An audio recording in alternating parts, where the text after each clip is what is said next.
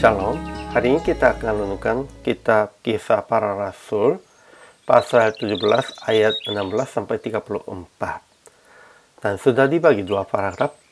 Paragraf yang pertama ayat 16-21. Paulus sangat sedih hatinya karena ia melihat bahwa kota Athena penuh dengan patung-patung berhala, jadi dia bertukar pikiran dengan orang-orang. Paragraf yang kedua ayat 22-34.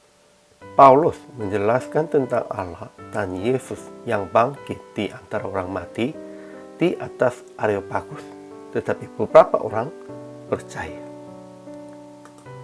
Kesimpulannya, Athena adalah ibu kota di Yunani. Pada saat itu, orang Athena memperlihatkan kepandaian kebudayaan mereka dengan didirikan berbagai macam patung-patung yang indah. Tetapi Paulus yang melihat itu sangat sedih hatinya.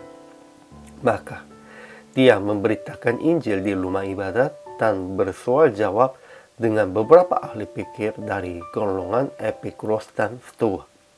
Kemudian, Paulus membicarakan tentang Tuhan di Areopagus dengan bujukan orang-orangnya.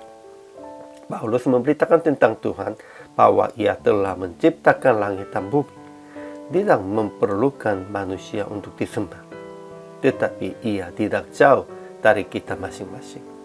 Dan ia memberikan kepada semua orang suatu bukti tentang hal itu dengan membagikan Yesus dari antara orang mati, tetapi banyak orang mengejek Paulus dan hanya beberapa orang menjadi percaya. Ajaran tentang Allah. Pertama, Allah telah menjadikan bumi dan segala isinya. Ia yang adalah Tuhan atas langit dan bumi, tidak diam dalam kuil-kuil buatan tangan manusia. Kedua, Allah telah menetapkan suatu hari pada waktu mana ia dengan adil akan menghakimi dunia oleh seorang yang telah ditentukannya, serta ia memberikan kepada semua orang suatu bukti tentang hal itu dengan membagikan dia dari antara orang mati, ia Yesus Kristus. Ajaran tentang manusianya. Pertama, Paulus sangat sedih hatinya karena ia melihat bahwa kota Athena penuh dengan patung-patung berhala, jadi dia bertukar pikiran dengan orang-orang. Akhirnya dia mengajar di atas Areopagus tentang Allah, pencipta langit dan bumi, dan tentang kebangkitan Yesus. Kedua, banyak orang bertukar pikiran dengan Paulus, baik orang-orang Yahudi maupun ahli fikir dari golongan Epikuros dan Stoa.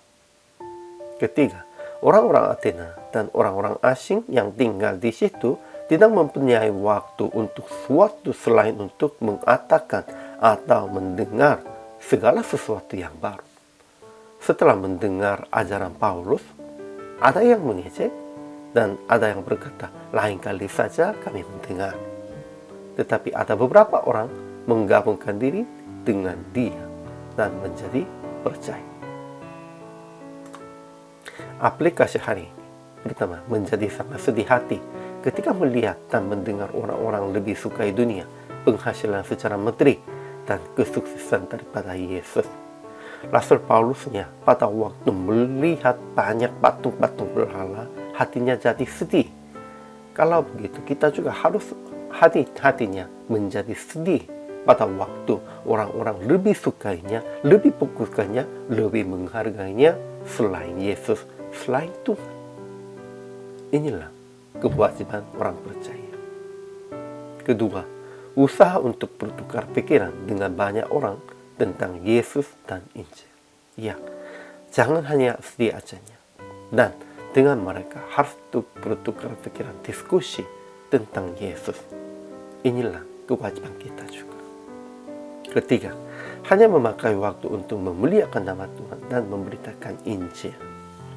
Memang orang-orang Yunani-nya memakai waktu untuk mendengar dan melihat yang baru. Kalau begitu, kita harus memakai waktu untuk memuliakan nama Tuhan, memberitakan Injil saja. Jadi PR praktik hari ini, usaha akan bertukar pikiran dengan cara diskusi untuk memberitakan Injil dan menjelaskan rencana Tuhan dengan orang-orang belum mengenal Yesus. Jangan hanya bergaul dengan orang-orang percaya, jemaat atau sesama. Kepada orang-orang belum mengenal Yesus, datang dan bertukar pikiran, diskusi. Itulah akan menjadi kesempatan untuk memberitakan Injil. Hari ini juga, selama melayani, Tuhan Yesus memberkati.